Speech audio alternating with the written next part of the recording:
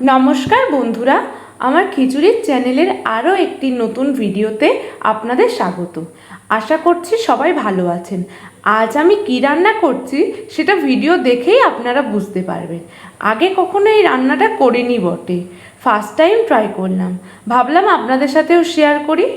প্রথমে একটি পাকা কাঁঠালের কিছু খোয়া নিয়ে তার মধ্যে থেকে বীজগুলোকে আলাদা করে 10 থেকে 12টা খোয়া নিয়ে একটি মিক্সিতে দিয়ে ভালো করে মিহি পেস্ট বানিয়ে নেব। এখানে আমাদের পেস্ট একদম রেডি। তারপর একটি বাটিতে 1 কাপ আটা, হাফ কাপ সুজি, 2 চামচ চিনি দিয়ে, আমি এখানে অল্প মিষ্টি ব্যবহার করেছি কারণ আমার কাঁঠালটা ভালোই মিষ্টি ছিল। তারপর অল্প একটু বেকিং সোডা, স্বাদ মতো নুন, কালো জিরে ও একটু মৌরি ক্রাশ করে দিয়েছি একটু গন্ধের জন্য, এটা অপশনাল। এবার আমরা আগে থেকে পেস্ট করে রাখা চামচ কাঁঠালের পেস্টটা দিয়ে ভালো করে মিক্সড করব। হাতের সাহায্যে চেপে চেপে হাফ কাপ জল নেব এবং অল্প অল্প করে বারে বারে দিয়ে ভালো করে একটা স্মুথ পেস্ট বানাবো। যদি আপনাদের মনে হয় জল কম হচ্ছে, দেন আপনারা একটু অ্যাডও করতে পারেন। হাতের তালুর সাহায্যে এমনভাবে মিক্সড করতে হবে যাতে কোনো আটা বা সুজি গোটা গোটা না থাকে। একটা সুন্দর স্মুথ ব্যাটার তৈরি করতে হবে। এখানে আমি জল ইউজ করেছি, আপনারা জলের পরিবর্তে দুধও ইউজ করতে পারেন।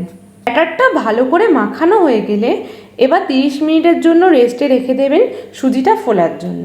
30 মিনিট হয়ে যাবার পরে সুজিটা প্রপারলি ফুলে গেছে।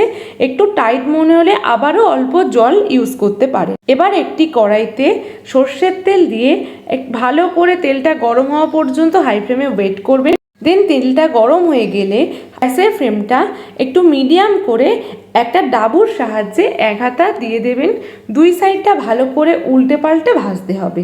অবশ্যই গ্যাসটা লো বা মিডিয়ামে রাখবেন, নয়তো ভিতরটা ভালোভাবে ভাজা হবে না, বাইরেটা পুড়ে যাবে।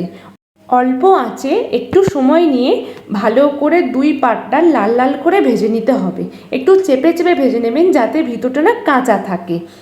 এইবার একটি ছাঁকুনির সাহায্যে দু সাইডটা ভালো করে হয়ে গেলে তেলটা ঝরিয়ে তুলে নিতে হবে। প্রত্যেকটি সেম প্রসেসে এইভাবে ভেজে নিয়ে গরম গরম পরিবেশন করুন কাঁঠালের মালপোয়া। কেমন লাগলো ও কেমন হয়েছে বাড়িতে অবশ্যই ট্রাই করে আমাকে জানাবেন। ভিডিওটি ভালো লাগলে লাইক, কমেন্ট অ্যান্ড শেয়ার করবেন। আমার চ্যানেলে নতুন হয়ে থাকলে অবশ্যই সাবস্ক্রাইব করবেন নতুন ইজি কোনো রেসিপির জন্য। কেমন লাগলো আমাকে অবশ্যই জানাবেন। দেখা হবে আবারও নতুন কোনো রেসিপিতে। আজকের মতো টাটা।